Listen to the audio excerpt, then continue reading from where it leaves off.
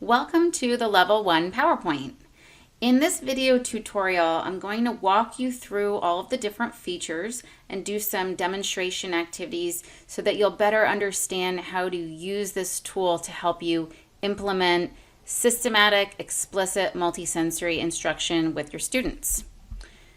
So if we take a look at the first slide here, a couple things I just want to point out. This PowerPoint may have been purchased as part of our complete literacy bookworm program, which is available online at learn.readintervention.com. And if that's the case, there are many online tools and materials on there. So everything that's mentioned, the controlled text and the progress monitoring, it's all part of that program. If you chose to purchase the Level 1 PowerPoint in Teachers Pay Teachers and you just wanted that one PowerPoint, what you'll want to do is go ahead and also purchase the Level 1 controlled text and also the progress monitoring assessments. They're very inexpensive, but they accompany the PowerPoint. You'll want to use those pieces to help you monitor progress and also use that controlled text when we mention that. So I just wanted to point that out. I do have direct links. They'll take you right to the different materials that you'll want to purchase. So this just gives a little bit of an overview about the Level 1 materials and the concepts. This would be something that a general education teacher could use in first grade. We could use this with older students who are struggling. Pacing should always be adjusted to meet student need. And then I just provide a lot of information, giving some background, for instance, talking about heart words, which we'll get to in a minute. If students have already completed the Learning Letters PowerPoint and that whole program, you might want to skip some of the initial lessons. But again, you'll want to assess students to kind of get a sense of what they know, what they don't know, and you'll modify, where you might want to begin, certain lessons you might want to skip. So this is really adaptable and should always really be based on student need. This gives an overview of the table of contents. So we have the different concepts. The heart words are also listed. You might call them heart words, red words. They're just irregular words. So you can choose to call them whatever you'd like. We're calling them heart words in this program. And then it tells you the beginning slide. So if I wanted to teach the TH digraph, I can look up here. I see that it's the 13th lesson and it begins on slide 247. So this just helps you kind of figure out what you need and find it more easily. Now, in terms of lesson planning, depending on the kind of environment that you're teaching in, maybe you're doing one-on-one tutoring, and maybe you're going to be doing a 1-hour lesson, so you'll plan accordingly. If you're doing a 1-hour one-on-one lesson, you would want to do a complete review and a complete new learning. Now, if you're working in a classroom, maybe you're a classroom teacher, maybe you're doing some Tier 2 support or Tier 3 in small groups, then you have to think about how much time you have per day. So you could easily do this in 30 minutes a day, but you'll do different pieces of the lesson, which we'll kind of get into as we go through this. So you have to think about, in terms of planning purposes, how much time do you plan on spending each day? I go through a list of materials that you'll need. Really the PowerPoint presentation is it. If you are, again, with the controlled text, if you don't already have that, you'll want to go ahead and purchase that. But if you have a subscription to my online program, then that controlled text is part of that, and you can go ahead and download that, and you'll have that to use as you need. The only other thing that you're really going to want to make sure that you have, the student has the writing tools. So there will be pieces of the lesson where they're going to be doing some spelling or some dictation, sentence dictation, and so you'll want to think about what kind of tools you want them to use. Oftentimes a whiteboard and dry erase marker is really all you need, but you'll have to make that decision. It's really more of a management decision than anything else. Later on, we'll talk about using letter tiles. When we discuss that, I'll kind of give you some options. You don't have to use letter tiles. You may already have letter tiles. You might not. There are some ways of getting around that. If you're working with a group of 20 kids in a classroom, you might not want them using letter tiles. So I'll give you some suggestions of what you can use instead of letter tiles. And then just some optional tools when we do some phonemic awareness. You might want students to have manipulatives. Again, we'll talk about that in a few minutes when I have a whole slide about phonemic awareness. And then in terms of assessment, you really want to be assessing all throughout the lesson. See how your students are doing, checking in with them. I have some examples here. And then you'll want to do some more formal progress monitoring from time to time. That's also included in the PowerPoint, kind of alerts you to when you should be doing that. But if you purchase this through Teachers Pay Teachers, you'll have to purchase those progress monitoring assessments separately. They're very inexpensive. I think they're $8 for all of them. So just wanted to mention that. Now I have a breakdown of introducing the material, and I have it broken down into new material and then a review material. I'm not going to go over this now. It's very explicit.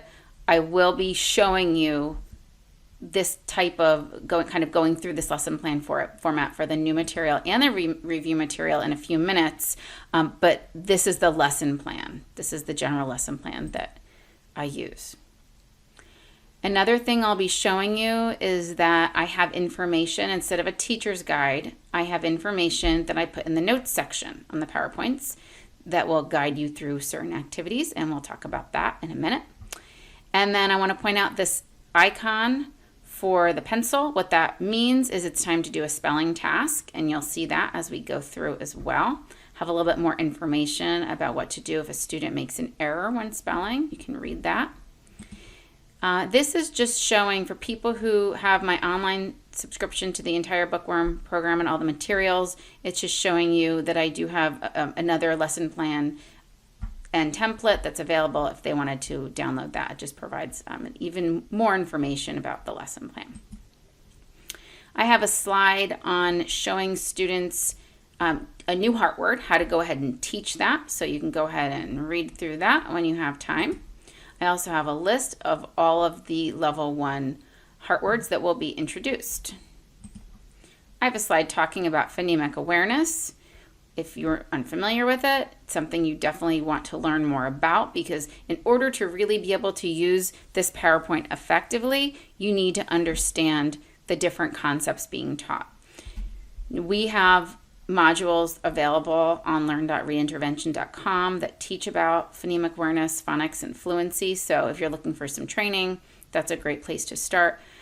In terms of phonemic awareness, a resource that I highly recommend is David Kilpatrick's book, Equipped for Reading Success. It has tons of PA activities on there. I do include some in the PowerPoint, but if you're looking for more, that's a really great resource, and I use it all the time in my practice. Now, I was mentioning before about manipulatives. For some activities, you might choose to pull out some manipulatives for phonemic awareness. If you're working in a small group or one-on-one and the student's having trouble with the activity, I suggest pulling out those manipulatives. And again, that's something, if you don't know a lot about phonemic awareness, you'll want to invest in some training for that. You're going to see in the PowerPoints we have different slides with letter tiles. So here on the slide that says spell and swap letter tiles, I go over kind of more of a detailed lesson of how to do that, how to do those activities. I have a little YouTube video, a couple different ones that actually show how to use letter tiles to do word chaining tasks. I will go over an example in this video, but I want to point out that this also is a great resource. I also have some letter tiles that if you don't have them and you want them, that you can make them yourself, and I give you some tips on how to do that. Then we have some digital paper choices. As I said earlier, using a whiteboard and dry erase marker works for a lot of students. If I were a classroom teacher, and when I was a classroom teacher, I used my whiteboards constantly. So if you're teaching a group of 20, 25 kids, I highly recommend using a whiteboard because you can easily see what the students are doing. You can have them hold it up. If you're working in a setting like a special education setting, maybe you want to have a record of what the students are doing, then I would recommend using paper and pencil. And this is sort of an online template. When the students are writing sounds, you could model it up here. I have sound boxes called Elkonin boxes, but I call them sound boxes. One sound in each box is one sound. The students write the letter or letters representing that sound. So this is also handy with those early beginning readers and writers. And then I have a different slide for heart words. And this is something that's optional. I'm just putting it up there for anybody who would like it. And then COPS, we'll get to this in a little bit when we talk about dictation. This is just a self-checking technique for students. And then another page for teaching something new. And then I just have some different kinds of paper choices. They're all just optional tools. Then I have a section on posters and templates. I want to talk about this for a minute because I use this constantly in my practice when I'm working with struggling readers. One of the things that is really handy is having a little decoding bookmark. And it walks students through the steps they want to use when they get stuck with a word. Now, if you haven't taught suffixes yet, you're not going to be using this bookmark. But I do teach suffixes pretty early on. We start with the S pretty early, and then the ED, ING will also be included. And then at the very end, we do the ER in this level. So it's just a way to help students decode. They box off the suffix, or they could cover it with their finger if they're, say, reading in a book. They want to tune into those vowels, look at the vowels, think about the sound. They're going to trace and say. So take their finger, trace the letter, say the corresponding sound. They're going to blend the word, listen to it. And I always tell my students that when you use your finger, it's like a magical finger. It's like a magic wand. You can unlock the word by using your finger and using trace and say, and it works like magic. So I wanted to include that slide to share that strategy. And then you can see down here, I just want to kind of point this out, have some information down here. That's the notes section. Now, if I want to close that, I just click on notes and it closes it. If I want to open up the notes, I click on notes and it opens it. I can make the notes smaller by dragging. See when those little arrows, it's the arrow at the top and arrow at the bottom. I can make it bigger by dragging it up. So that's the notes section. I'll be referring to that at different points throughout this video. I also have a little clover poster. When you're introducing a new syllable type, you could go ahead and remove the clover to introduce the syllable type. So in level 1, we're going to do the closed. We would do the open. We're going to do some beginning vowel teams. We're going to do some silent E. And then we also have the ER that we'll introduce here. So that's just clover. It's just a little tool that you can use. Helps the students remember the different syllable types. I have a larger COPS poster that's used to help students self-check during dictation. Then I just have some templates. I have a little word sorting template. If you wanted to make your own word sort, you just click, you change the words, you put the categories up at the top, and you can customize it. This is something called appearing words. Let's say there's some words that you want the students to practice reading. You would just click this little button, put it in present mode. And then as you click, the words appear. And that's just an optional activity, little template that I included. Okay, and then we have all of our lessons. So I'm going to go back up to the top for a minute where we have our table of contents. So what I'm going to do is walk you through what this would look like if I were teaching a concept. So I'm going to pull up, let's see, we're going to do the CH. So if I wanted to teach CH, we see it starts, the beginning slide is 213. So the slides are numbered here. Just going to scroll on down, and there are a lot of slides in this. So 213. And then we can begin once we find it. There we go. So the new slides are designated with, you see this little worm on the yellow slide, and it'll just tell you new learning, and it tells you the concept here. So the first slide is a slide that you'll use to show that, kind of have that auditory visual connection with the students. So you wouldn't want to show them this right away.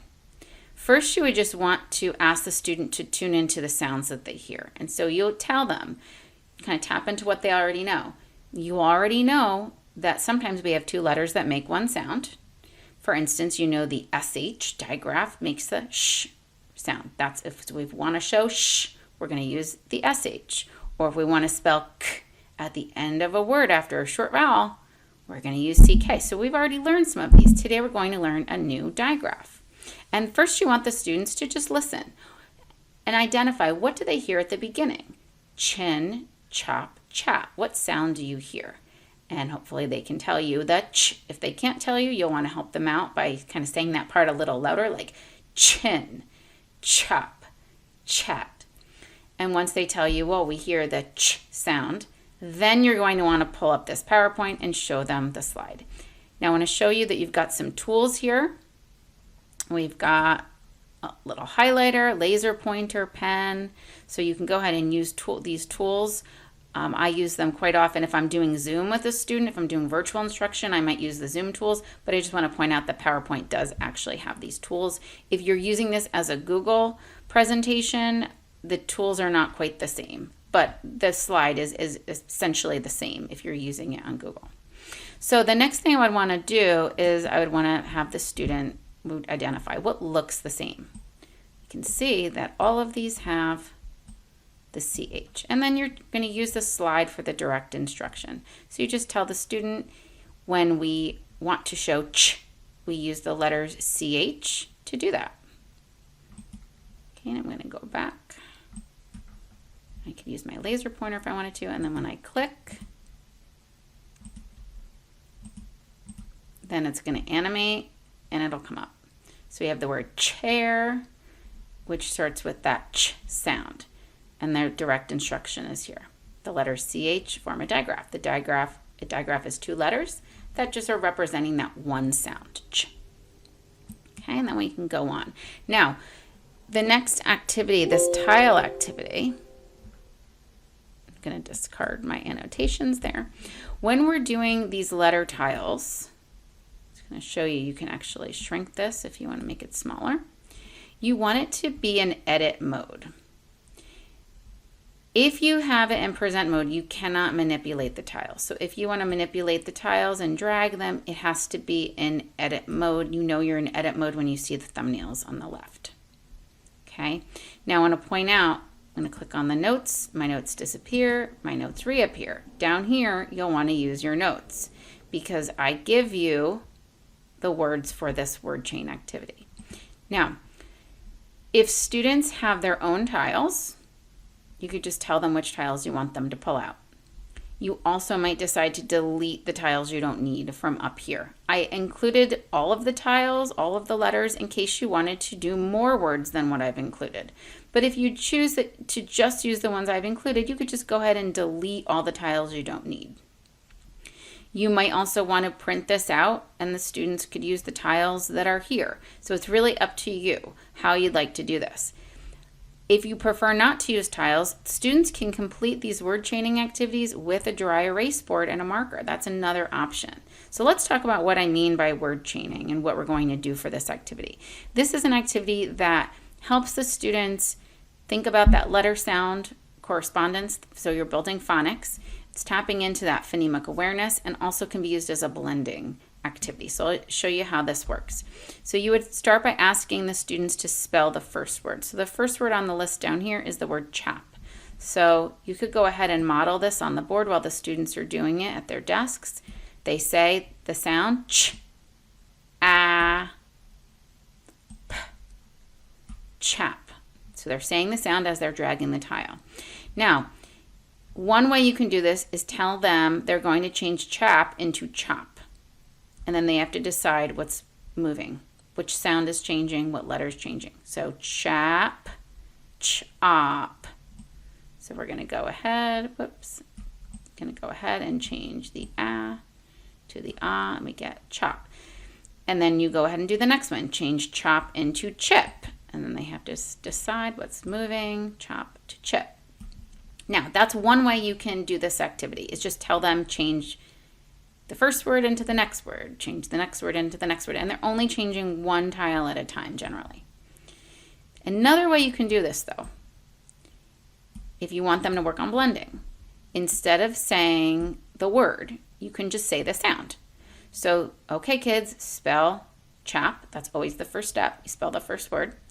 But now you could just tell them what sound to change. You could tell them, okay, we just spelled chap, let's change a to ah. And they have to change the ah to ah. Now they have to blend. What's the new word? Chop. So by doing it the second way where you're telling them the sound to change, it kind of gives that student the opportunity to not only work on their phonemic awareness, but also blend. So you have to just decide what you'd like your students to do, but those are some options for you. The next slide is now, I could put that into present mode, is an opportunity for the students to read the words, and we're going to ask them to code the words. And by coding, we just mean we're going to underline the CH. So they would go ahead and do this. Now, I would recommend that you print this page out for students, and they have it and they can read it in front of them. And then you can use it, either send it home for homework to have them read the words, or have them read words with a buddy during individual, when you're working with individual small groups. This is a meaningful activity that the students can use to build their word reading automaticity. So we want them to code by doing this. If they're going to underline, say the sound, ch, chip, ch, rich, ch, chap, ch, chat. And I usually just have them code the first row. Then if they get stuck, they're going to use that coding strategy. Okay, so next, now we're going to spell. So as I click, that little icon pops up, time to spell. Now I'm going to take a minute. I'm going to have the students take out their whiteboards. I'm going to dictate a few words, maybe 5 words, maybe 10 words. It depends on how much time you have. And then the students are going to say each sound as they're writing. Ch, it, p. They're segmenting. So they either can do that on their fingers first. They can use cubes. I even have those little pop-it toys. I have some kids in my office pop the words. So you decide how you'd like to do it, but it's important that they segment the word, say the sounds before they write the word. Then we're going to move into highlighting the target word, which anything with a CH would be your target. The students would go ahead and highlight, and I'll just show you what this could look like. Chad, rich, and then they read the sentence. Chad is a rich man. And I'll just do that for all of those. You might decide to have the kids go back and read it again after they've gone through all 4 sentences and do a little scooping.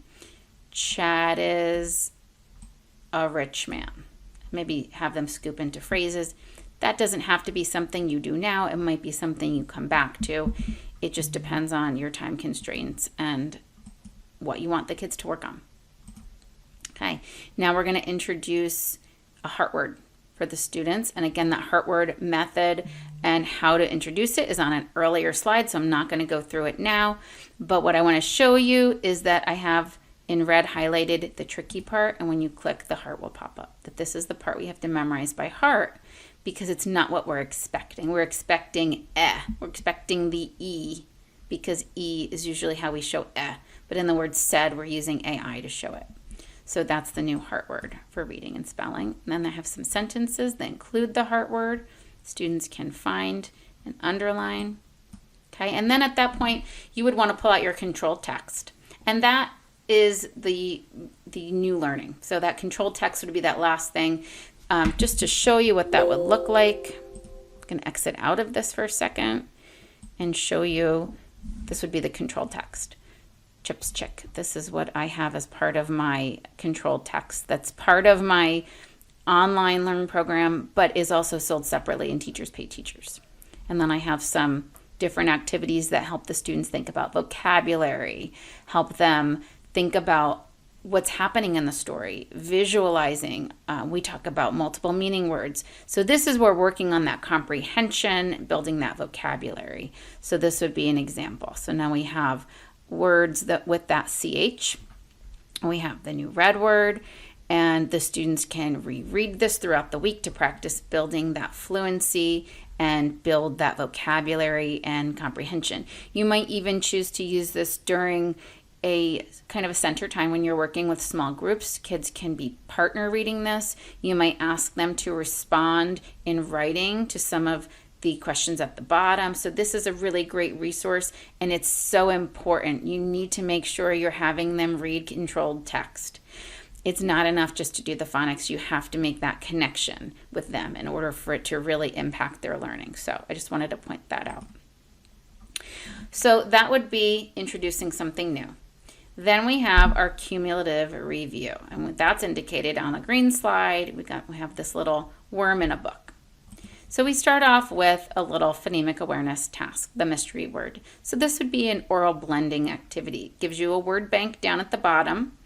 And what the teacher would just do is say the sounds, and the kids have to guess the mystery word. The directions are down here under the note. If you kind of make this bigger, you can see the notes section tells you what to do.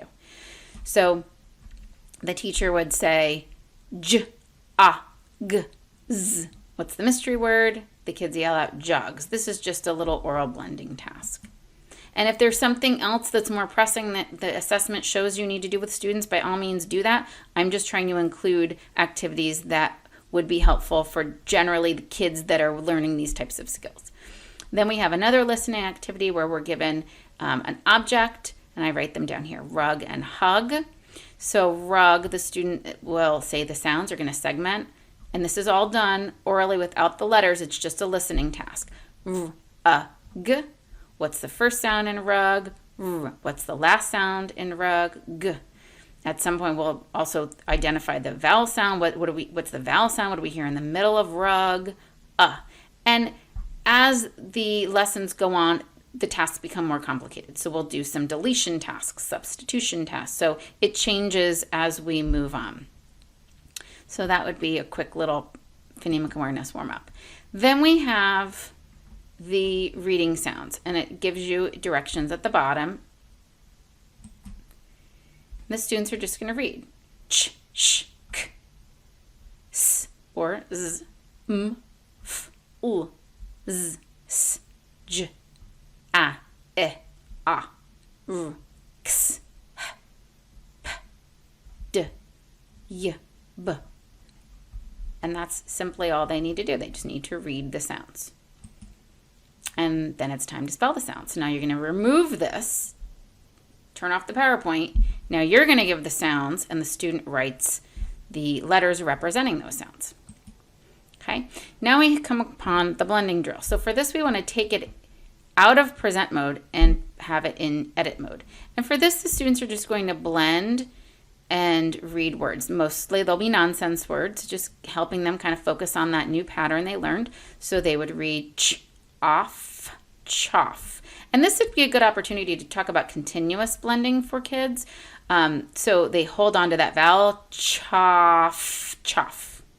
Okay, and then we would pull down, maybe we change that. It's up to you what you want to change. Chosh, chosh. Chash, chash. Chas, chas. And then maybe you change at the beginning. Shas, shas. And this is just an opportunity to practice blending. So I'm going to put those back up there. And you only want to spend a few minutes on this. And also just depending on your student, if they need to work on blending, you'll spend a little more time. And if their blending is really coming along nicely, you maybe spend a couple minutes on it. Then we're going to go ahead and we're going to read words, and they're organized by pattern. Now you'll see that it goes based on what the previous learnings were. So the student's newest skill that they are learning, I'm going to put on my pointer here, was the CH. So we have a whole list of CH words. The students are going to go ahead and read those words. Then we have a list of SH, the CK, and the fizzles. So it's always the last 3 to 4 new learnings that the students will be reviewing. Okay, and then we have our heart words that they have already learned. So this would be, it's all cumulative, so they're always reviewing. And then the students are going to go ahead and do some spelling. Time to spell words.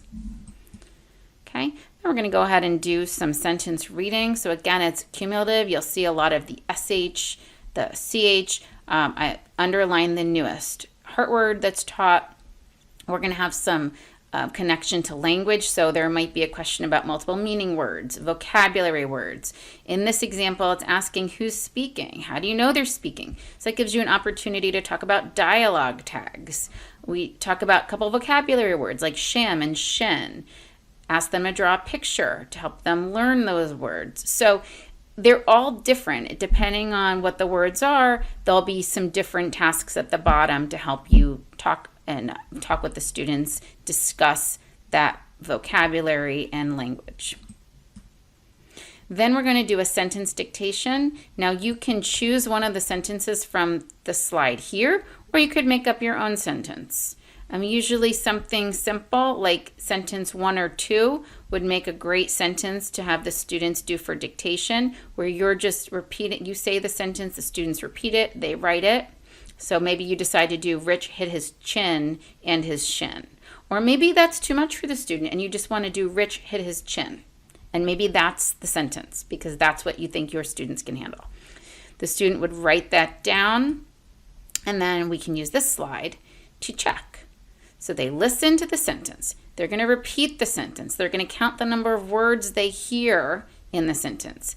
They write the sentence, and then they check the sentence with COPS. So what is COPS? Take my pointer off there for a minute. Capitals. So it helps them think about all the things they need to check. The order. Do the touch test. Touch each word. Read it. Does the sentence make sense? Do I have all the words on the page? Punctuation. Do I have the punctuation I need? And then spelling. Check heart words. Check different patterns we're learning about. Okay, and then the very last slide I have here is a word sort. You can print this out and have the students do this. If you want to manipulate, you need to have it in edit mode. And you're just going to drag. The students read shop. It's going to go under sh. Chin will go under ch. And they just read and they sort. This just helps them think about the different patterns that they're learning. Again, this is just a suggestion. You can decide you want to do a sort. Maybe you want to do it at a different time, on a different day. Maybe you want to send it home as a homework assignment, but you can print this out and the students can just simply cut off the bottom, and then they don't have to cut around the word. A really simple way of having them do this is they just cut a line here separating the two rows, and then they just cut between here, cut, and it's just a very simple thing for them to do. It takes less than a minute to just cut these out, and then the students can go ahead and do the word sort. So that includes everything in a lesson. Introducing something new, reviewing the concept. I should also add, it's a great idea to have the student go back to that story that they read. In this case, it would have been Chip's Chick. Have them reread the story again. We want to always make sure we're using that repeated reading. So I think I've covered kind of all of the pieces of the PowerPoint, and there's a lot in here. If we kind of scroll down, 812 slides. It's a lot of slides. I do want to point out one thing we haven't discussed is you'll come across little slides like this that say time for a progress check. And it'll tell you, for instance, this one, you're going to want to copy test 8. If you have that online read intervention bookworm materials, this is in section 6 of those online materials. Again, if you purchase this as a single PowerPoint through Teachers Pay Teachers, you can just go ahead and buy those progress monitoring tests. It includes all of the progress monitoring tests for all of our levels, so you only have to buy it one time. And then there's a progress monitoring check that you can administer to your students to see how they're doing. See if what you're teaching them is really sinking in long term. So I hope you found this informative and are enjoying using the Level 1 PowerPoint with your students. Reach out if you ever have any questions. I can be reached at Jennifer@readintervention.com.